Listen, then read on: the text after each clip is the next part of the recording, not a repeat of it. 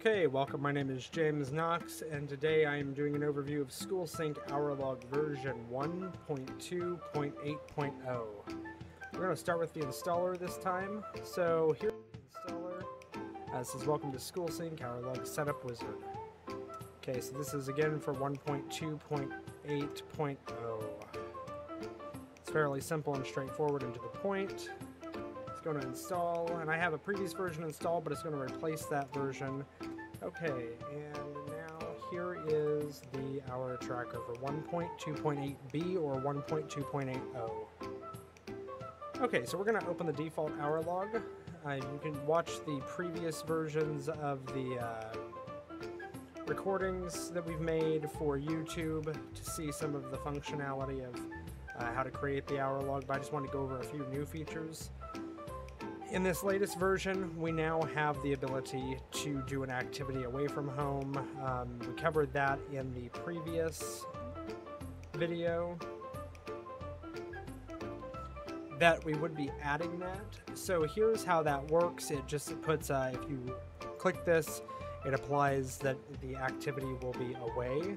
If you uncheck it, it is just activity at home. When you output an hour log, which I'm going to do real quick here in just a second.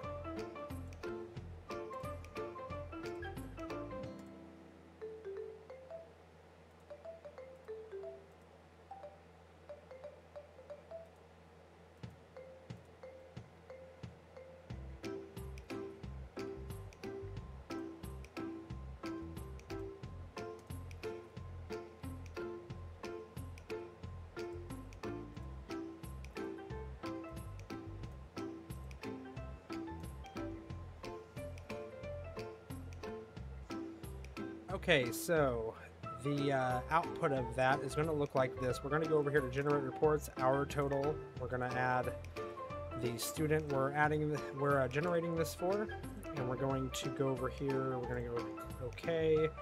I'm just going to go ahead and call this test output. Okay. And then here you'll be able to see that there are core hours, 3.5 core hours, 1.25 at home core hours. Now we're going to be changing the terminology we use in another couple versions from core to primary subjects hours and then non-primary subject hours. And then as you can see, it totals the total of that subject down here, and if it was a non-core subject, it would also show all the non-core subjects, but you can be completely customized with this. The new version automatically adds all of these, but let's say we want to add a special subject, like maybe a trip. We can put trip, add, maybe P E. Okay, and those will now be in here, and they can be unlocked to core hours. Now, if you select a primary subject or a core subject, it automatically switches it to core. But let's say you switch to a non-primary, you can switch it to non-core for that subject.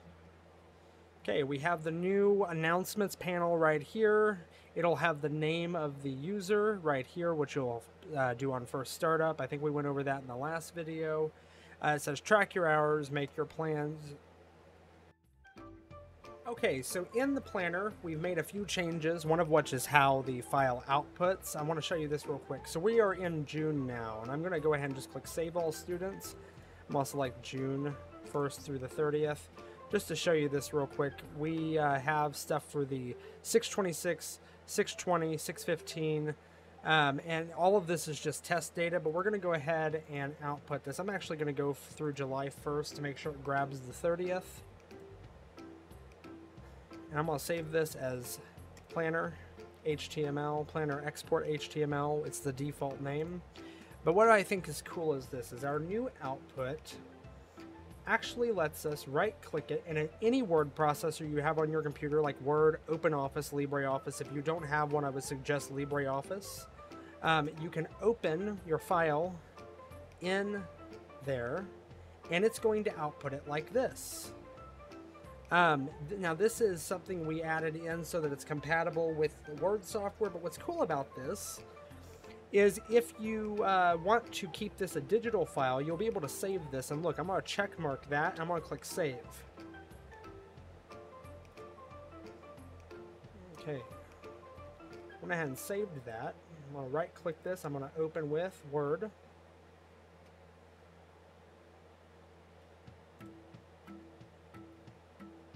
Okay, and it keeps my checkmark data. So I can check these off, and then when my students are done with that particular planner, we can just go in here and click print, and I'm printing to a PDF, but it would work the same if you printed it to a piece of paper. You can save or print. When it gets done, you have a fully check-marked school planner. Now we are still working on getting this fine-tuned, but for right now, I think it's a lot of progress, considering a week ago we had no planner software and not fully completed, and now it is almost 100% functional for the majority of users. We are using it in our personal homeschooling as we speak.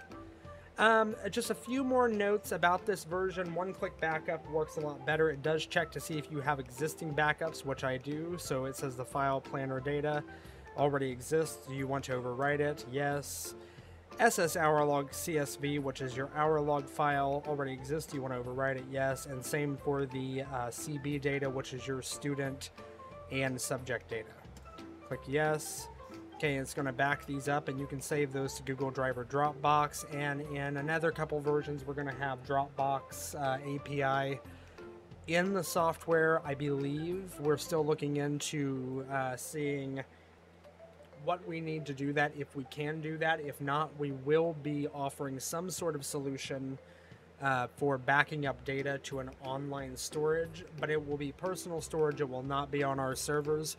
It is up to the user, and it makes the data theirs, and it has nothing to do with our side. So the software is going to literally be a one-time purchase. We are not going to be doing any subscriptions a month for this software. You can buy it straight out on our website actually right now. If you buy a beta version, you get 2 years of upgrade support, and if you buy it once it's to full release, which will be version we're trying to plan on version 3 being, SchoolSync 3 being the version that gets the long-term support.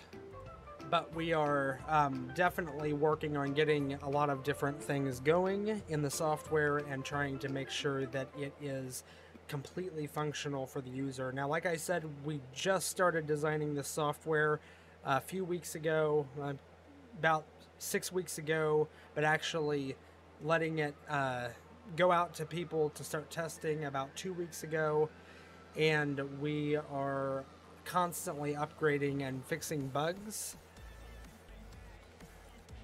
But it is for sale on our site right now with long-term support for 2 years of upgrades.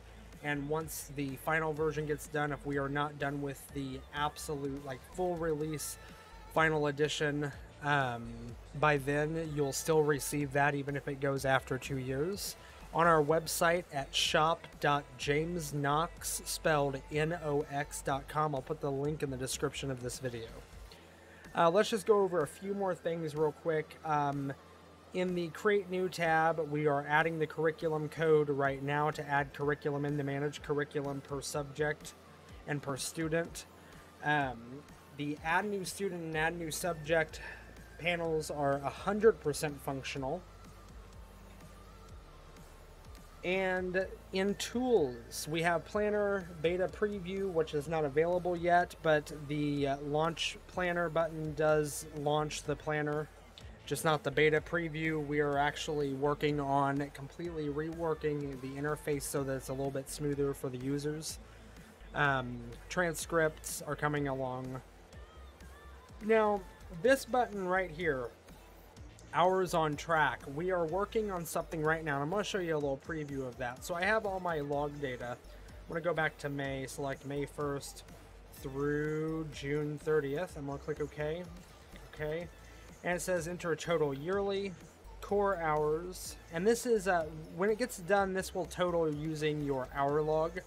But I'm just going to say, like, let's say I have 250 hours, and I have, I don't know, 130 core hours, and the core hours at home are 170 of my core. I'm going to save this to the desktop in a test HTML file. And it creates this test HTML, which this is not done. This is in very, very early stages, but it will show total non-core hours, total at-home hours, total remaining core hours. But again, this is not done. This is so early stage right now that none of the actual logs or anything are taken into account. It's just a preview of kind of like what it'll look like. That chart will not be that big when it's done. But here's a chart output. It also saves as a BMP file. And yeah, the core hour distribution chart, and this will help you track your users and your students' data. Now, when this gets done, it will no longer output to HTML. It will actually launch, just like the planner launches a separate window. It will launch a separate window that allows you to set the hours settings for your state specifically, and you won't have to change them again. And then you'll be able to click on a checkbox for each student, and it will show you live data between the hours you need and what the hour log shows. Okay, well, thank you. My name is James Knox, and this has been an overview of SchoolSync version 1.2.8b. There are a few features in the software that I did not cover, but I will be covering them very soon as I have a little time to work on another video. But I want to give you a quick overview. This version will be released on June 4th, this upcoming Sunday at around 3 p.m. Central. So I look forward to hearing your thoughts, your input, and thank you for watching. My name is James Knox with Sanity Saving Software, overviewing and demonstrating SchoolSync version 1.2.8b.